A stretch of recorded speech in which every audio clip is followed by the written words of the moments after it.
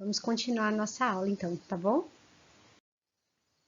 Essa daqui é a tabela de Tyler, que tem lá na sala virtual para vocês baixarem para a gente poder fazer as atividades, tá bom?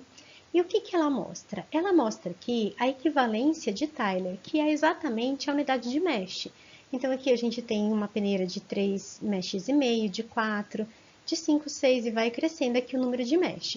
Se vocês perceberem, conforme aumenta o número de meshes, aqui as aberturas elas se tornam cada vez menor. Então, aqui eu tenho o campo da abertura em milímetro, o campo da abertura em polegadas. Essa daqui é a numeração da peneira que tem, e tem algumas que são aqui classificadas de acordo já com a abertura em milímetros. A gente vai ver que existem diversas peneiras. Eu comecei com a parte 2 da tabela, para ficar mais fácil de explicar. Por quê? Porque quando começou essa distribuição granulométrica, tinha um número X de mesh. Né? Não tinha uma abrangência muito grande, ela era limitada para alguns tamanhos de sólidos. Hoje existem milhões de peneiras, milhões de exagero, né? Tem muitas peneiras para que a gente possa escolher a abertura desejada. Então, tem meshes muito maiores, tá? Para vocês verem lá na tabela, e tem meshes menores. Aqui, como a gente pode ver nessa peneira, olha, a equivalência, ela não está no número de mesh, ela já está na abertura. Por quê? Veio depois, né? Então, ela tem essa classificação diferente. Mas o que importa pra gente, olha, é essa abertura da peneira aqui. Então, aqui eu tenho uma abertura de 2,6 centímetros, ou 26,9 milímetros. Conforme vai aumentando, olha como diminui a abertura, 11,2 milímetros. Ok? Nós vamos trabalhar com ela em sala, então é legal vocês baixarem essa tabela para a gente usar na sala. Aqui eu vou dar para vocês uma pincelada de que resultado que a gente vai obter, porque a gente vai trabalhar com ele lá na sala, tá bom? Porque é uma coisa que eu gosto de olhar no olhinho de vocês para ver se vocês estão entendendo. Então, câmera ligada. Bom, esse aqui é o posicionamento das peneiras que eu falei para vocês. Então, nós temos menor mesh em cima, que são aberturas maiores, e maior mesh embaixo, que são as aberturas menores, que eu já falei para vocês, né? O que a gente vê aqui nesse conjunto de peneiras é que nessa primeira eu tive partículas retidas com um diâmetro maior. Essa de baixo aqui, que é a de 20 mesh, ela recebeu as partículas que têm uma abertura menor do que 14 mesh, mas que são maiores que 20 mesh. Então, nessa peneira aqui, eu tenho uma faixa de diâmetro, assim como nessa de 28, que segura aquelas que passaram da de 20, mas que retém aquelas da peneira de 28. Então, a nossa representação é o que passa da peneira de cima com sinalzinho negativo e o que ficou retido com um sinalzinho positivo. Então, ele indica, por exemplo, nessa daqui, que passou pela peneira de 20 e ficou retido na peneira de 28. Eu sei que a peneira de cima era de 20 mesh e a peneira que está segurando é de 28 mesh, ok? E o resultado que a gente tem, olha, é esse aqui. O que esse resultado indica para a gente? A frequência acumulada de acordo com o diâmetro em milímetro, não é em mesh, tá bom? Então, tem um truquezinho para a gente trabalhar com isso, mas isso vai ser lá na nossa aula. E o que ela dá de informação inicialmente? Só de a gente ver, ó, que aqui no começo eu tenho com um diâmetro pequenininho uma quantidade pequena de material. E vai subindo a quantidade, até que nesse pedacinho aqui, olha, eu tenho um salto. Então, aqui é onde eu tenho a maior concentração das minhas partículas. Elas vão ter um diâmetro médio muito próximo dessa faixa daqui. E aqui no final, olha, eu tenho um pouquinho material de novo. E uma outra informação que a gente pode pegar é o diâmetro médio direto no gráfico. Eu venho aqui, ó, o que corresponde a 50% das minhas partículas, caminho até essa minha curva e desço. E aqui eu pego o meu diâmetro. Aqui embaixo, ele está em log, mas a gente não precisa trabalhar em log, a gente pode trabalhar normal, tá bom? A gente vai fazer essa aula utilizando o Excel ou Google Planilhas, mas pode ser feita também à mão. Então, se vocês quiserem levar para aula um material de papel milimetrado, também dá para fazer na mão.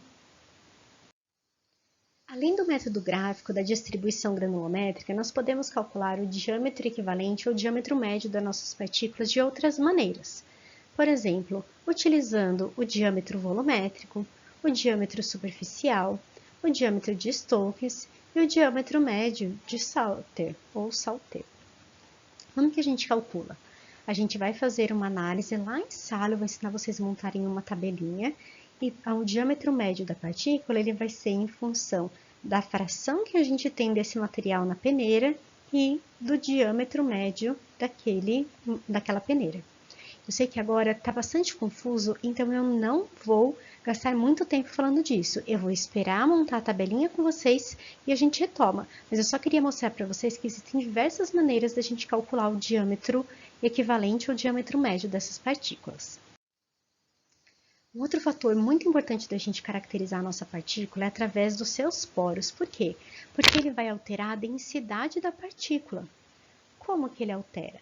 Se a gente tem poros aqui dentro, o nosso material não é maciço. E quando a gente calcula a densidade desse nosso material, a gente vai considerar o volume todo ali dentro. E a hora que a gente considera esse volume, a gente está considerando o volume de vazios. Então, a gente precisa considerar a porosidade do material, que é o volume de poros pelo volume total da partícula. Quando a gente for fazer a nossa aula de filtração, a gente vai falar muito dessa porosidade. E essa porosidade ela vem para corrigir muitas fórmulas que a gente tem de material maciço. Porque, de novo, se a gente tem poros, a gente altera a densidade do material se a gente não considerar esse volume de vazios aqui para a gente fazer os cálculos. E só para dar um detalhe de poro, nós temos 3 tipos deles. O poro cego, que é aquele que a gente consegue que uma partícula entre, né? Um soluto, por exemplo, entre, mas ele não tem por onde sair. O poro fechado ou isolado, que é aquele que só altera a densidade do material, mas a gente não tem acesso a ele. E os poros interconectados, que é aquele que permite, por exemplo, que ocorra uma reação química, onde ele entre e atravessa tudo e sai lá desse lado o nosso produto. Esse poro cego aqui, ele pode ser utilizado, por exemplo, para dissorção, porque daí o material só entra, fica absorvido, ele não precisa sair, ok? E o último assunto que eu gostaria de falar com vocês agora é sobre a esfericidade. A esfericidade, ela vai indicar o quão próxima uma partícula é de ser uma esfera. Então, eu vou fazer um desenho aqui para vocês. Peraí que não ficou bom não. Cadê meu lápis aqui? Vamos supor que eu tenho um cubo e que eu tenha uma pirâmide. Que bonita a minha pirâmide. E eu quero saber o quão próxima de uma esfera são esses dois materiais. Então, eu vou desenhar aqui, ó, uma esfera e vou desenhar aqui uma esfera. Mesmo eu não sendo uma super desenhista, dá para reparar que eu tenho mais espaços vazios aqui na minha pirâmide do que no cubo? Isso mostra que a esfericidade da pirâmide é menor do que a esfericidade do cubo. Quanto mais próxima de uma esfera, mais próxima de 1 vai ser a esfericidade. Então, a esfericidade da esfera vale 1. E quanto mais longe disso, mais próximo do zero. Mas não existe esfericidade zero. Por quê? Porque um corpo tem volume. Então, a gente calcula em relação a um volume. Ela pode ser 1, que é a da própria esfera, mas ela não pode ser 0, porque seria de algo que não ocupa volume. E se a gente está falando de matéria, ela tem massa e ocupa um volume no espaço, ok? Vou trabalhar com vocês somente o conceito agora, essa parte de cálculo aqui, ó, a gente vai trabalhar lá na aula, que eu acho que é mais fácil de explicar olhando pro olhinho de vocês, tá? Câmera ligada de novo. E eu só quero deixar um recadinho aqui. Eu não vou falar sobre isso agora, sobre a distribuição granulométrica, a gente fazendo análise estatística. Mas para isso a gente vai usar o Excel ou a planilhas Google. E aqui embaixo eu deixei um link para você que eu vou deixar lá na descrição do vídeo, que é como instalar o Solver nas planilhas Google. Então, se por um acaso você não tiver o Excel e você for usar as planilhas Google, já veja como é que você faz para utilizar o Solver, porque nós vamos usar ele, tá bom? Gente, até mais e espero vocês lá na nossa aula com a câmera ligada.